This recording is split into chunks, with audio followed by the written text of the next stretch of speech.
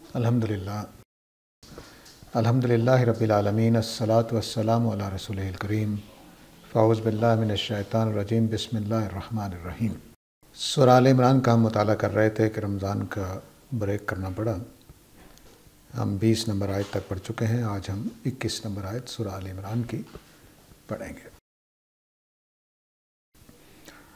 फरमाया कि इन्नल्लज़ीना यकफ़ुरूना बिआयातिल्लाहि व यक़्तुलून नबिय्यीन बिग़ैरि हक़्क़ व यक़्तुलून अल्लज़ीना यामुरून बिलक़िस्त मिनन्नास फ़बश्शिरहुम बिअज़ाबिन अलीम। उलाइका अल्लज़ीना हबितत अअमालुहुम फ़िद्दुनिया वल आख़िरह व मा लहुम मिन नासिरीन। वो लोग जिन्होंने अल्लाह की आयतों का इनकार किया है या करते हैं और वो नबियों को कत्ल करते रहे हैं बग़ैर हक़ के, और उन लोगों को भी कत्ल करते रहे हैं जो किस्त का हुक्म देते हैं लोगों में से, तो ऐसा करने वालों को अज़ाब की वईद सुना दो।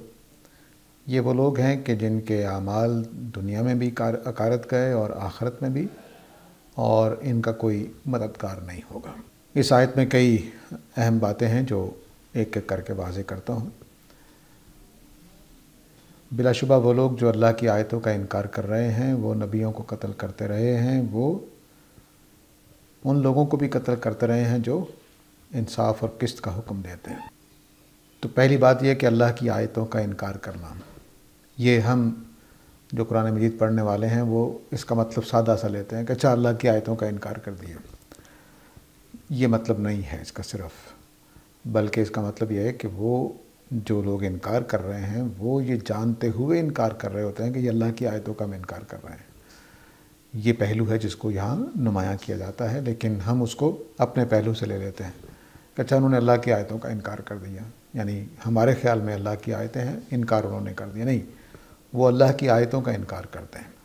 और आगे फरमाया यक़्तुलून नबिय्यीन बिग़ैरि हक़्क़, और वो नबियों को कत्ल करते रहे बग़ैर हक़ के, यानी वो ये जानते थे कि नबियों का कोई कसूर नहीं है, नबी हक़ पर हैं, उनका कोई जुर्म नहीं है कि उनको कत्ल किया जाए। वो तो सच्चाई की बात कर रहे थे, हकीकत की बात कर रहे थे, तो उनको कत्ल किया बग़ैर किसी जुर्म के, ये जानते हुए कि कसूरवार नबी नहीं है, हम हैं। ये शऊर है जिसकी वजह से ये कबीरा गुनाह बनेगा। यानी एक आदमी हो सकता है ना कि किसी आदमी को इस वजह से कत्ल किया या उसके ख़िलाफ़ हुआ कि उसको लगा कि ये गलत बात कर रहा है, यह नाहक बात कर रहा है, किसी का जुर्म हो तो चलो कुछ रियायत होगी। ये वो लोग हैं कि जो ये जानते हुए कि अल्लाह की आयतें हैं उनका इनकार करते हैं, और ये जानते हुए कि अल्लाह के नबी हैं और सच्चे हैं, इनका कोई जुर्म नहीं है बल्कि सच्चाई की बात कर रहे हैं, उनको कत्ल करते हैं। वयक़्तुलून अल्लज़ीना यामुरून बिलक़िस्त, और उनको भी कत्ल करते हैं जो किस्त का हुक्म देते हैं, इंसाफ की बात करते हैं। तो अब ये बिलक़िस्त का करीना ऐसा है, और भी आयतों में मैंने बिआयतिल्लाह पर इस तरह से तवज्जो नहीं दिलाई आप लोगों को, क्योंकि वहाँ बिलक़िस्त जैसा करीना मौजूद नहीं है। यहाँ बिलक़िस्त के करीने से पता चल रहा है कि क्योंकि किस्त जो है वो कोई इख्तलाफी चीज़ों में नहीं होती, यानी ये तो हो सकता है ना कि अल्लाह एक है या दो हैं और लोगों ने दीन बना रखे हैं, लेकिन इंसाफ तो इंसाफ होता है, अंधों को भी नज़र आ रहा होता है। तो जो इंसाफ करने वालों को कत्ल करे, इसका मतलब है कि उसके जहन में ये बिल्कुल वाज़ेह है कि वो जानते बूझते कि हाँ ये इंसाफ वाले लोग हैं, उनको कत्ल कर रहा। तो जो अल्लाह की आयतों का इनकार कर रहा होता है, जो नबियों को बग़ैर हक़ कत्ल कर रहा होता है, और जो किस्त का हुक्म देते हैं उनको कत्ल कर रहा होता है, तो वो दरअसल पक्के सच्चे कुफ़र पे खड़ा होता है, जानते बूझते। इसलिए फरमाया फ़बश्शिरहुम बिअज़ाबिन अलीम, इनको दर्दनाक अज़ाब की वईद सुना दो। ये तो इसका सादा मफ़हूम, पहला मफ़हूम है। दूसरी बात ये कि बग़ैर हक़ नबियों को कत्ल करना, ये नहीं है कि अम्बिया को हक़ बनता हो तो कत्ल कर दें, अम्बिया का कसूर ही कोई नहीं होता, ये मतलब नहीं है। बग़ैर हक़ दरअसल तो कत्ल करने वाले के तरफ से इस एहसास का बयान है कि उसको पता है कि यहाँ ये जुर्म मेरा है, नबी का नहीं है। अगली जो अहम बात है वो यामुरून बिलक़िस्त में है। यामुरून बिलक़िस्त के दो मतलब हो सकते हैं। एक ये कि वो जो भी हुक्म देते हैं इंसाफ के मुताबिक देते हैं, एक ये होता है मतलब हो सकता है, और दूसरा ये कि वो इंसाफ ही का हुक्म देते हैं। ٹھیک ہے، قسط کے معنی عدل انصاف کے ہیں۔ اب عدل انصاف کا حکم دینا اور عدل انصاف کے ساتھ حکم دینا دونوں کو سمجھ لینا چاہیے۔ قسط کا حکم دینے کا مطلب یہ ہے کہ ایک تو یہ نہیں کہ ہم زندگی میں کہیں کہ بھئی آپ عدل سے کام لیں، حق کو سامنے رکھیں، حق کا ساتھ دیں وغیرہ وغیرہ، ایک یہ پہلو ہوتا ہے کہ وہ حق انصاف کی بات کر رہے ہوتے ہیں کہ دیکھو اصل چیز جو یہ ہے وہ یہ ہے، اس کو مانو، اس کو نہ مانو، تو یہ بھی انصاف کی بات ہوتی ہے۔ گویا خدا کے دین کی طرف بلانا یہ انصاف ہے، خدا کے دین کی طرف خالصتاً خدا کے دین کو بیان کرتے ہوئے جو کتاب و سنت میں ہوتا ہے، اپنی طرف سے اس میں اضافے نہ کیے جائیں، اپنی طرف سے اس میں خرابی پیدا نہ کی جائے، تو یہ چیز قسط کے ساتھ بات کرنا ہو جائے گا کہ میں آپ کو سچا دین بتا رہا ہوں جو کتاب و سنت کے اندر، اپنی طرف سے کوئی اضافہ نہیں کر رہا، اپنی طرف سے کوئی کمی نہیں کر رہا، یہ چیز اس میں قسط کے اندر یہ پہلو بھی ہوگا۔ تو جو لوگ قسط کا حکم دیتے ہیں ان کو یہ قتل کرتے ہیں۔ تو اب تینوں باتوں کو اکٹھا کیجئے، نبیوں کو قتل کرتے ہیں بغیر حق، اور انصاف کا حکم دینے والوں کو انصاف کا حکم دینے کی وجہ سے قتل کرتے ہیں، اور اللہ کی آیتوں کا انکار کرتے ہیں۔ تو اس میں سے بات کیا سامنے آ رہی ہے؟ اس میں سے بات یہ سامنے آ رہی ہے کہ وہ دراصل نہ نبیوں سے ان کی دشمنی ہے، نہ لوگوں سے دشمنی ہے، ان کو انصاف سے دشمنی ہے، ان کو حق سے دشمنی ہے، ان کو آیات اللہ سے دشمنی ہے۔ یہ جرم ان کا سامنے آ رہا ہے۔ تین باتیں ایسی رکھی گئی ہیں کہ جس سے یہ بات متبادر ہو رہی ہے، واضح ہو رہی ہے کہ ان کی دلچسپی نبیوں سے نہیں ہے۔ وہ نبی ان کی باتیں کرنا شروع کر دیں تو چھوڑ دیں گے، جیسے نبی کریم صلی اللہ علیہ وسلم کے پاس بھی آتے تھے کہ آپ یہ کہنا چھوڑ دیں، یہ کہنا چھوڑ دیں تو ہم یہ کر دیں گے، وہ کر دیں گے۔ تو شخص رسول سے کوئی ان کو شخص نبی سے کوئی دشمنی نہیں ہے، وہ جو باتیں کر رہے ہوتے ہیں ان سے دشمنی ہوتی ہے۔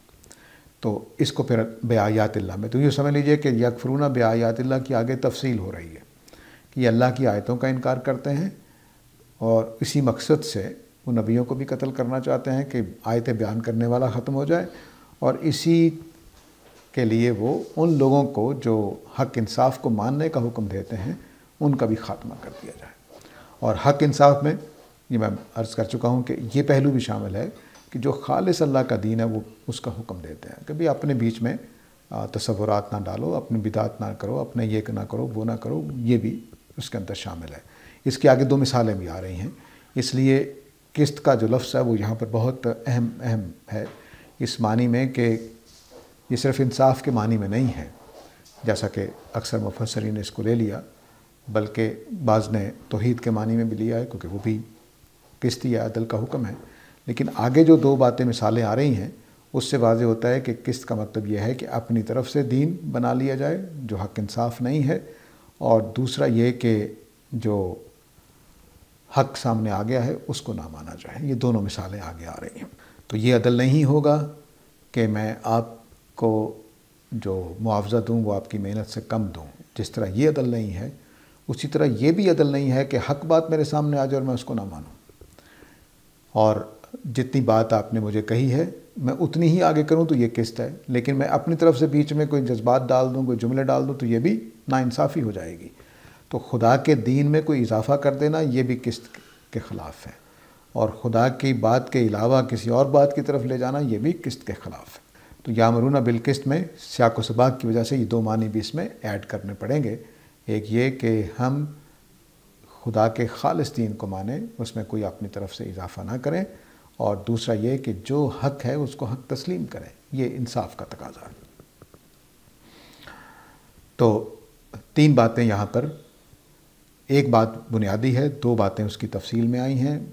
اللہ کی آیتوں کا انکار کرنا بنیادی بات ہے، اور اس کی تفصیل میں پھر دو باتیں مزید آ گئیں کہ اسی اللہ کی آیتوں کا انکار کرنے کے لیے وہ نبیوں کو قتل کرتے رہے، اور اللہ کی آیتوں ہی کو انکار کرنے کے لیے وہ ان لوگوں کو بھی قتل کرتے رہے جو حق انصاف کی بات کرنے والے تھے، جو دعوت دیتے تھے کہ آؤ سچے دین کی طرف آؤ، حق دین کی طرف آؤ،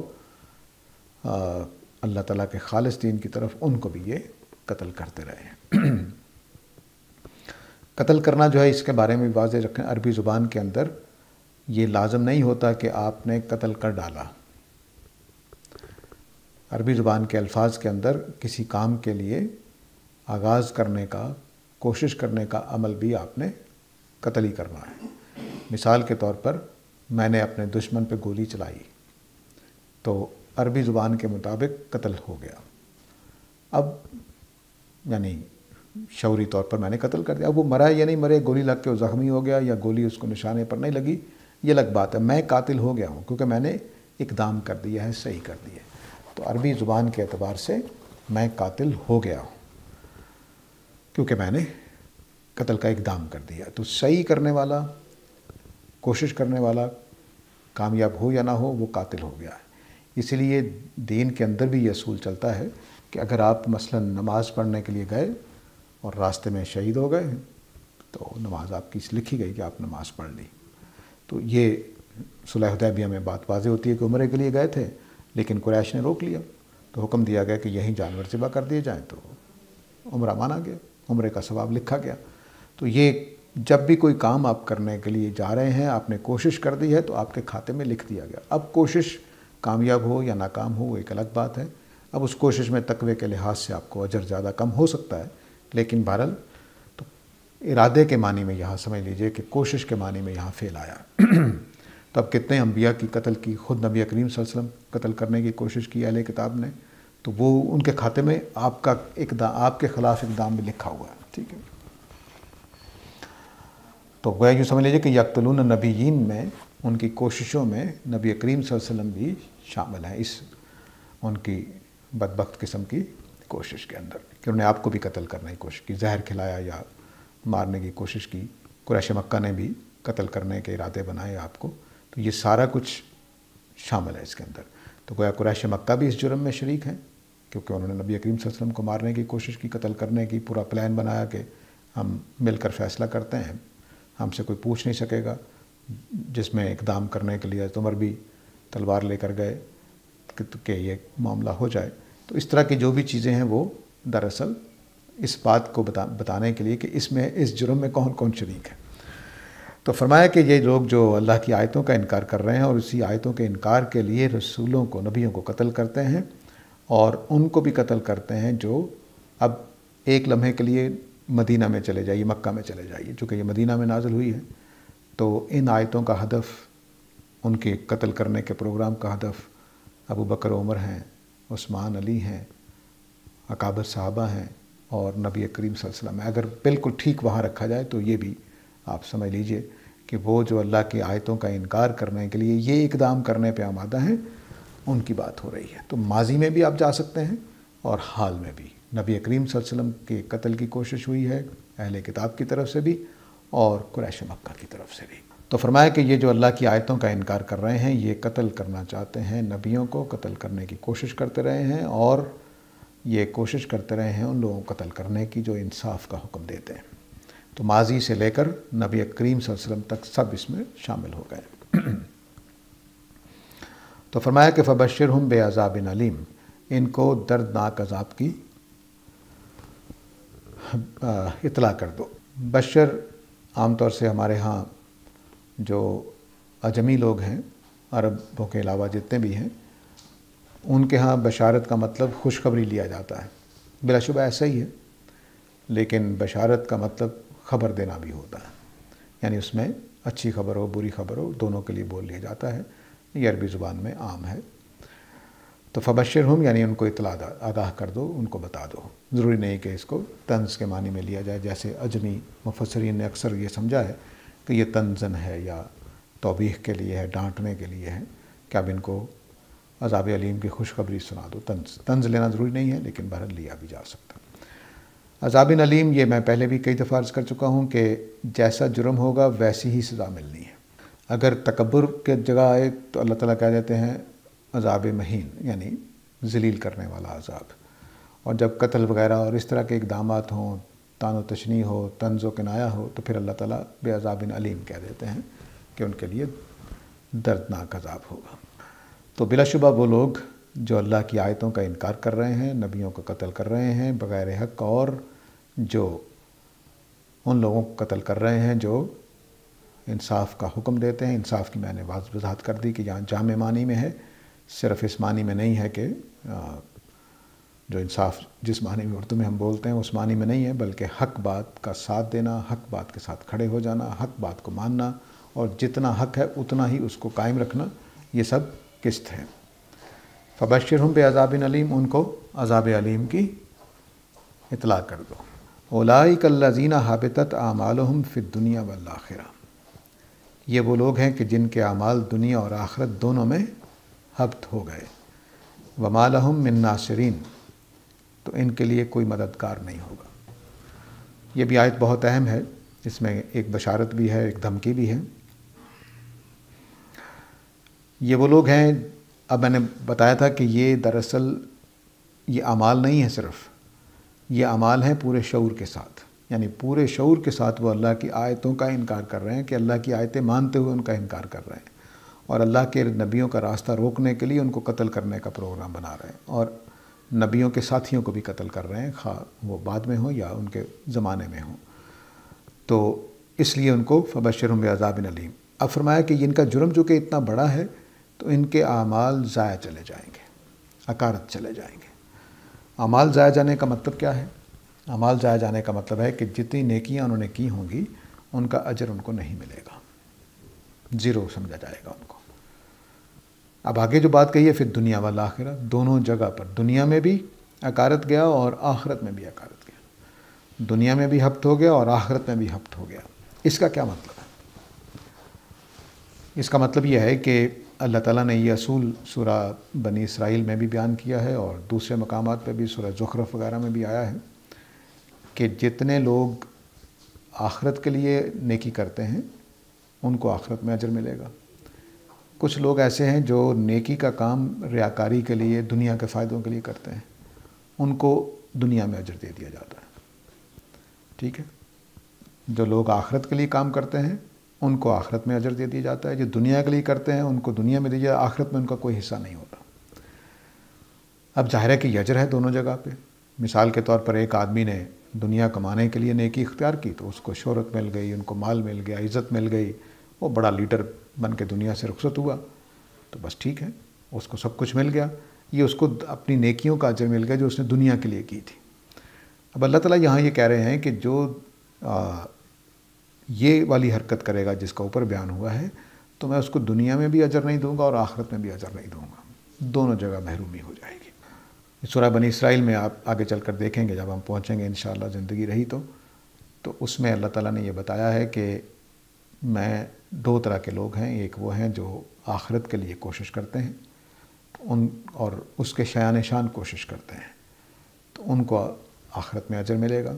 کچھ لوگ ایسے ہیں جو دنیا کے لیے کرتے ہیں، تو پھر میں اپنی مرضی سے جو چاہتا ہوں ان کو دے دیتا ہوں دنیا کے اندر۔ یعنی مثال کے طور پر ایک آدمی نے مال کے لیے نیکی کرنا شروع کی، دولت حاصل ہو، لیکن اب اللہ تعالیٰ نے فیصلہ کیا اس کو دولت نہیں دینی، اس کو صرف شہرت دینی ہے، تو شہرت مل جائے گی۔ یا اللہ تعالیٰ نے فیصلہ کیا کہ اس کو عزت مل جائے اپنے علاقے میں، اپنے ماحول میں، تو اس کو عزت مل جائے گی، پیسہ ضروری نہیں ہے، یعنی جس کے لیے اس نے کام کیا ضروری نہیں وہ چیز ملے، لیکن اللہ تعالیٰ دنیا ہی میں اس کو دے دیں گے، ان کا آخرت میں کوئی حصہ نہیں ہوگا۔ اس کو یہاں پر اس کی طرف ریفرنس ہے یہاں پر کہ دنیا میں بھی ان کے اعمال ضائع چلے جائیں گے۔ یعنی یہ والی حرکت کرنے والے، ایک ہے کہ چھوٹے چھوٹے گناہ کر کے آدمی دنیا صرف کما رہا ہے، دنیا کے لیے نیکی کر رہا ہے، لیکن وہ اللہ کی آیتوں کو، اللہ کے نبیوں کو قتل کرنے کا پروگرام نہیں بناتا، تو ٹھیک ہے، اس کو دنیا میں اجر مل جائے گا لیکن آخرت میں کچھ نہیں ملے گا۔ یہ جو آدمی ہے یہ دراصل خدا کے مقابلے میں کھڑا ہو گیا ہے، جو اللہ کی آیتوں کو، اللہ کی آیتیں مانتے ہوئے انکار کر رہا ہے اور نبیوں کو بغیر کسی وجہ کے، کوئی حق قائم ہوئے بغیر قتل کر رہا ہے، تو اس کے پھر سارے اعمال ضائع چلے جائیں گے، نہ دنیا میں اس کو اجر ملے گا نہ آخرت میں۔ دنیا میں اجر ملنے کی اللہ تعالیٰ نے سورہ زخرف میں یہاں تک ایکسپلین کر دیا ہے کہ اگر یہ ڈر نہ ہوتا کہ سارے لوگ ہی ایک روش پر چل پڑیں گے تو میں کافروں کی سیڑھیاں اور چھتیں سونے چاندی کی بنا دیتا جن پر وہ چڑھتے، یعنی حقیقی معنی میں سونے چاندی کا اتنا دیتا ان کو، تو اس لیے نہیں دیا میں نے ہر کافر کو اتنا کہ جس کے نتیجے میں پھر سب لوگوں نے کافر ہی ہوتے چلے جانا تھا دنیا کے فائدے کے لیے۔ تو یہ دو، اس کے اندر دھمکی ہے بہت شدید کہ ان کے اعمال سارے ضائع چلے جائیں گے۔ دوسری دھمکی ہے کہ وما لہم من ناصرین، ان کے لیے کوئی مددگار نہیں ہوگا۔ یہ دوسری دھمکی ہے، قیامت والے دن کوئی مددگار نہیں ہوگا۔ ان دونوں کو الٹ دیجیے، جو اللہ کی آیتوں کو مانیں گے، جو نبیوں کو قتل کرنے کے بجائے ان کو تسلیم کریں گے، جو انصاف کی بات کرنے والوں کے ساتھ دیں گے، ان کی بات کو مانیں گے، ان کے اعمال ضائع نہیں ہوں گے اور ان کے لیے مددگار بھی ہوں گے۔ یہ دو چیزیں، یہ جیسے ہی آپ یہ بات پڑھتے ہیں کہ ان کا کوئی مددگار نہیں ہوگا، تو آپ ذہن میں آتا ہے کہ پھر نیک لوگوں کے کوئی مددگار بھی ہوں گے۔ تو نیک لوگوں کی مدد کیا ہوگی، وہ قرآن مجید نے کئی جگہوں پہ بیان کیا، میں بھی بیان کر دیتا ہوں۔ پہلے دھمکی کو سمجھ لیجئے کہ قیامت والے دن ان کا کوئی مددگار نہیں ہوگا۔ یہ اللہ تعالیٰ نے بیان کر دیے دوسرے مقامات پہ، پیسہ ان کے کام نہیں آئے گا، دوست احباب رشتہ دار ان کے کام نہیں آئیں گے، اور یہ بتایا کہ کوئی شفاعت کرنے والا بھی ان کو میسر نہیں آئے گا۔ ٹھیک ہے، اور یہ تو ہو گئی وہ جو عام طور سے ہوتی ہیں۔ ایک مدد یہ بھی ہوتی ہے کہ قانون میں کسی نے رشوت نہیں لی، جیل میں پڑا ہوا ہے آدمی، کوئی پیسہ بھی کام نہیں آیا، کوئی رشتہ داری بھی کام نہیں آئی، کوئی سفارش بھی کام نہیں آئی، تو اب جیل توڑ کے اپنے آدمی کو نکال لے جاتے ہیں، تو وہ بھی وہاں موجود نہیں ہوگا، یعنی کوئی دوزخ کی دیواریں توڑ کر وہاں سے نکالنے والا بھی میسر نہیں ہوگا۔ تو وما لہم من ناصرین میں سارے پہلو جتنے بھی مدد کے ہو سکتے ہیں سب بند کر دیے، لیکن مومنین کو وہاں نصرت حاصل ہوگی، فرشتے گواہی دے رہے ہوں گے، انبیاء کی شفاعت ملنے کا امکان ہے، اور اللہ تعالیٰ بھی ساتھ ہوں۔ ٹھیک ہے، تو ان کو مدد ملنے کا امکان ہے، لیکن ان لوگوں کو مدد ملنے کا امکان نہیں ہے۔ اب جو حق کی دشمنی ہے اور قسط کی دشمنی ہے، انصاف کی، یعنی سچائی کو ماننے کے بجائے باطل بات کی طرف جانا، اس کی دو مثالیں آگے اللہ تعالیٰ دے رہے ہیں۔ پہلی مثال یہ دی ہے کہ الم تری الی الذین اوتوا نصیبا من الکتاب، کیا تم نے نہیں دیکھا ان لوگوں کو جن کو میں نے کتاب میں سے ایک نصیبہ دیا تھا، تو وہ ان کو اللہ کی کتاب کی طرف بلایا جا رہا تھا کہ اللہ کی کتاب ان کے بیچ میں فیصلہ کر دیں، لیکن ان میں سے ایک گروہ نے منہ پھیر لیا، اور وہ ہیں ہی منہ پھیرنے والے۔ ٹھیک ہے، تب جو آدمی حق انصاف کی بات نہ مان رہا ہو، وہ اللہ کی کتاب کو کیسے مانے گا؟ تو پہلی مثال یہ دی کہ ان کو بلایا جا رہا تھا، کتاب والے تھے، اہل کتاب تھے، اللہ کی کتاب کو مانتے تھے، اور ان کو کہا جا رہا تھا کہ آؤ اللہ کی کتاب تمہارے درمیان میں فیصلہ کرے گی، لیکن وہ نہیں آئے۔ تو دشمنی کس سے ہوئی؟ حق سے، اللہ کی آیات سے۔ تو یہ پہلی مثال ہو گئی کہ وہ قسط والوں کو قتل کیوں کرتے ہیں، مثال ہو گئی کہ وہ انبیاء کو قتل کیوں کرتے ہیں، اس لیے کہ وہ اللہ کی آیتوں کو ماننے کو تیار نہیں ہے۔ اگر ماننے کو تیار ہوتے تو جب بلایا گیا تھا کہ آؤ اللہ کی کتاب فیصلہ کرے گی تو بھاگے آتے۔ سچی بات ہے کہ یہ صرف ان کی حالت نہیں، ہماری حالت بھی یہی ہے، ہم اللہ کی کتاب کے فیصلوں کو ماننے کو تیار نہیں ہیں، بلکہ ہم شاید ان سے بھی بری حالت میں ہیں۔ یہ شکر ہے کہ ہمارے بیچ میں انبیاء نہیں آنے، ورنہ ہم انبیاء کو بھی قتل کر رہے ہوتے۔ یہ شکر ہے کہ ہم اس بڑی آزمائش سے نکل چکے ہیں ختم نبوت کے بعد، لیکن جو حق انصاف کی بات کرنے والے ہیں ان کو ہم قتل کرتے رہے، ان کو نکال دیتے ہیں اپنے سرزمین سے، قتل بھی کر دیتے ہیں، بم پھوڑ دیتے ہیں، سب کچھ کرتے ہیں۔ تو یہ یامرون بالقسط والوں کو ہم قتل کرتے ہیں، اور ہمیں اپنے مسلک سے، اپنے گروہ سے محبت ہوتی ہے، خدا کی آیتوں سے نہیں ہوتی۔ میں نے اپنی زندگی میں بارہا یہ تجربہ میرے اوپر گزرا ہے کہ جب کوئی بات کی جائے تو یہ تو تمہارا قرآن ہے، لے جاؤ، قرآن تو گمراہ کر دیتا ہے، یہ تک جملے بولے جاتے ہیں۔ کیوں؟ کیونکہ قرآن کی بات ان کے اپنے مسلک، ان کی رائے کے خلاف ہوتی ہے، تو وہ اٹھا کر پھینک دیتے ہیں اور دھمکیاں دیتے ہیں۔ تو یہ صورتحال جب پیدا ہو جاتی ہے تو اس کا مطلب یہ ہے کہ آدمی حق کے ساتھ نہیں کھڑا ہے، وہ اپنے ساتھ کھڑا ہے بس۔ تو جو بھی قوم اپنے ساتھ کھڑی ہو جائے گی، میں نے اس رمضان میں جو کچھ پروگرام ریکارڈ کروائے، اس میں ایک پروگرام یہ بھی تھا کہ ہم اپنے فہم کے پرستش کرنے لگ جاتے ہیں۔ میں نے یہ سمجھا ہوا، میرے خیال میں یہ ٹھیک ہے، یہ بہت ہی خطرناک بات ہے۔ پوری پاکستانی قوم اس مرض کا شکار ہے کہ میرا سمجھا ہوا بالکل ٹھیک، میں بالکل حق پہ ہوں۔ نہیں، حق پہ صرف اللہ کی کتاب ہے، میری باتیں بھی غلط ہو سکتی ہیں، آپ کی باتیں بھی غلط ہو سکتی ہیں، تو آئیے قرآن کی بات کو مانتے ہیں، لیکن آپ اس آواز کو جتنا چوکھا کرتے چلے جائیں گے اتنے ہی لوگ آپ سے بدکتے چلے جائیں گے، آپ کی بات نہیں مانیں گے۔ تو فرمایا کہ کیا تم نے ان لوگوں کو نہیں دیکھا جن کو اللہ کی کتاب میں سے ایک نصیبہ دیا گیا، پھر ان کو جب بلایا گیا کہ آؤ اللہ کی کتاب کی طرف تاکہ اللہ کی کتاب تمہارے بیچ میں فیصلہ کر دے، تو ان میں سے ایک گروہ منہ موڑ لیتا ہے، اور وہ ہیں ہی منہ موڑنے والے۔ تو یہ اب بالکل بات واضح ہو گئی کہ دراصل وہ یہ بات نہیں ہے کہ ان پر حق بات واضح نہیں تھی، حق بات واضح تھی، اللہ کی آیتوں کا ہونا بھی واضح تھا، کیونکہ یہاں جس کو اللہ کی کتاب جس کو وہ مان رہے تھے، یہ قرآن کی بات نہیں ہو رہی، تورات کی بات ہو رہی ہے، کہ ان کو کہا گیا کہ آؤ تورات کی کتاب تمہارے بیچ میں فیصلہ کرے گی، تو وہ نہیں آئے، کیونکہ ان کو تو خدا کا فیصلہ چاہیے نہیں تھا، ان کو تو صرف یہ چاہیے تھا کہ نعوذ باللہ نبی کریم صلی اللہ علیہ وسلم دنیا سے رخصت کر دیے جائیں، اور بس ٹھیک ہے، ان کو مقصد یہ تھا، کیونکہ وہ اللہ کی آیتوں کے ساتھ ان کو بیر تھا۔ تو یہ وہ چیز ہے جس کو سامنے رکھنا چاہیے، اور اوپر جو پوری بات ہے کہ اللہ کی آیتوں کا انکار کر رہے ہیں، قسط والوں کو مار رہے ہیں، تو یہ اس کی آگے دو مثالیں ہیں کہ وہ اصل میں حق انصاف کے دشمن ہیں۔ تو حق انصاف کی دشمنی میں وہ اللہ کی کتاب کے طرف بلایا جاتا ہے کہ آؤ اللہ کی کتاب تمہارے بیچ میں فیصلہ کرے گی، تو وہ نہیں آتے، ایک گروپ ان میں سے نہیں آتا، وہم مورزون، اور وہ ہیں ہی اعراض کرنے والے۔ تو یہ اب وہ ہیں ہی اعراض کرنے والے کس سے؟ قسط سے، حق عدل سے، انبیاء کی باتوں سے، حق انصاف کی باتوں سے، اور اللہ کی آیات سے، وہ ہیں ہی منہ پھیرنے والے۔ تو ہمارے عہد میں یہ منہ پھیرنے والوں کی تعداد میں اضافہ ہوتا چلا جا رہا ہے، کچھ سائنس کی وجہ سے، کچھ مذہبی لوگوں کی وجہ سے، اور کچھ قرآن سے دوری کی وجہ سے۔ ہمارے ہاں جو دین سیکھا سکھایا جا رہا ہے اس میں بس احکام رہ گئے ہوئے ہیں کہ یہ کرنا ہے، یہ نہیں کرنا، یہ کرنا ہے، یہ نہیں کرنا ہے، کیوں ایسا کرنا ہے، کیوں نہیں ایسا کرنا ہے، عقیدہ اللہ کو کیوں ماننا ہے، ایک اللہ کو کیوں ماننا ہے، رسولوں کو کیوں ماننا ہے، اس کی کوئی حکمتیں، کوئی معنی ہمیں باتوں میں نہیں ہے۔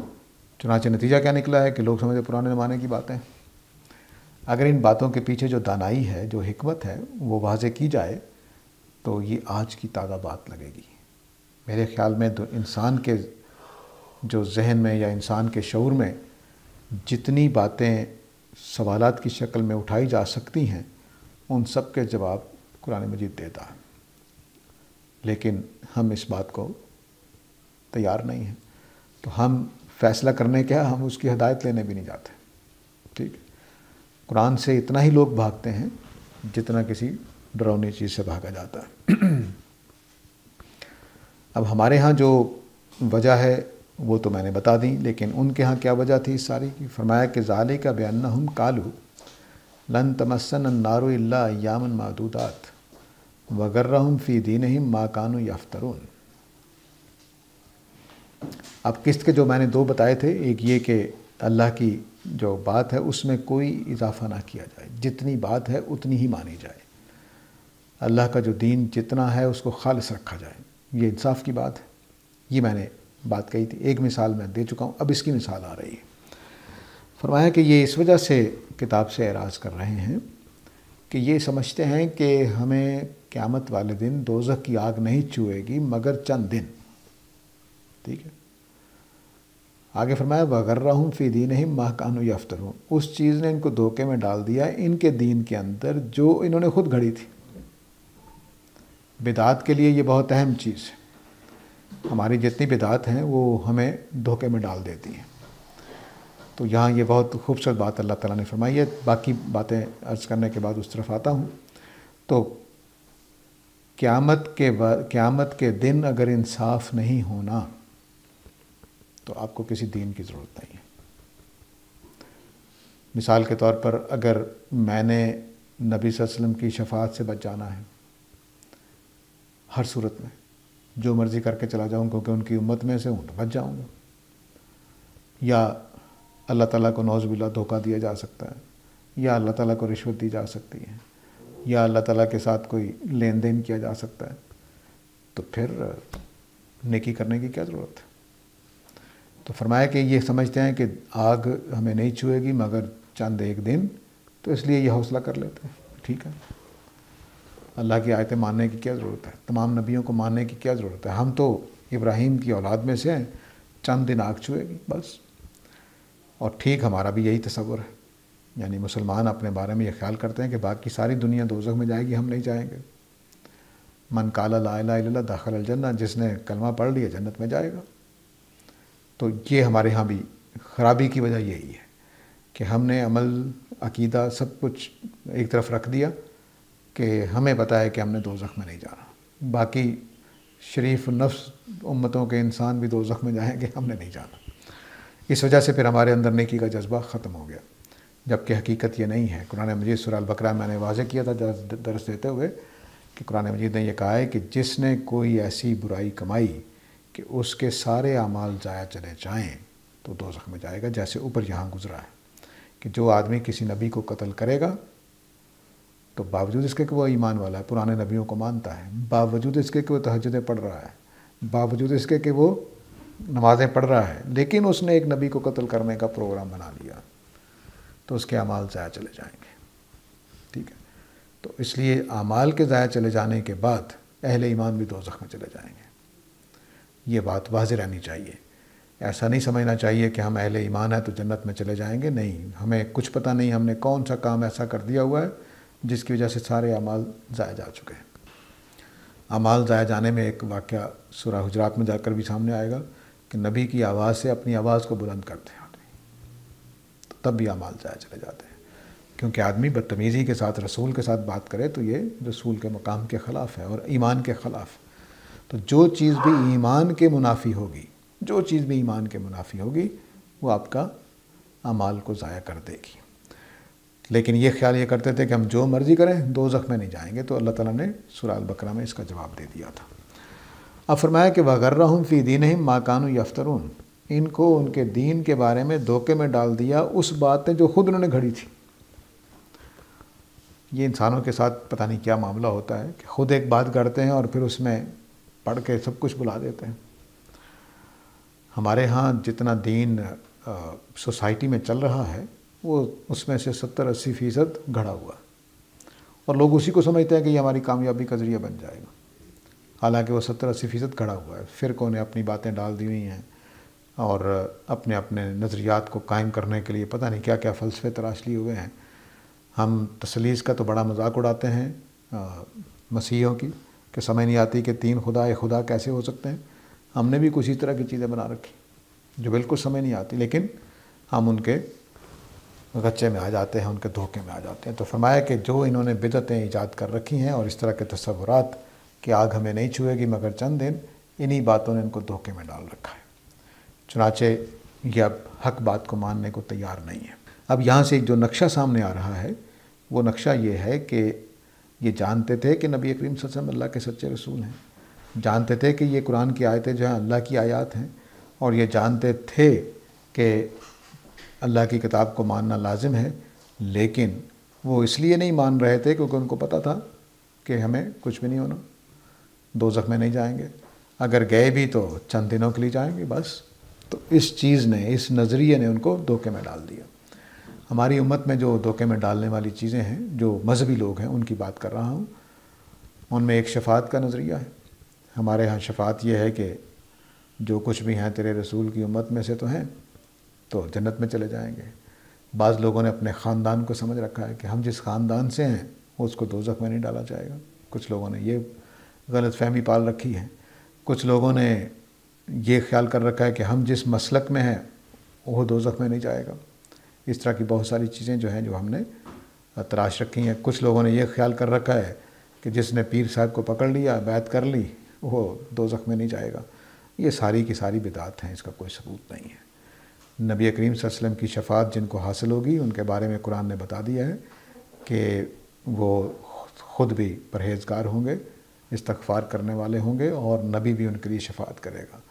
دوسری بات یہ بتا دی اللہ تعالیٰ نے کہ جن کو بولنے کی اجازت دی جائے گی وہی بول سکیں گے، اور جن کو بولنے کی اجازت دی جائے گی وہ انہی کے بارے میں بول سکیں گے جن کے بارے میں اجازت دی جائے گی۔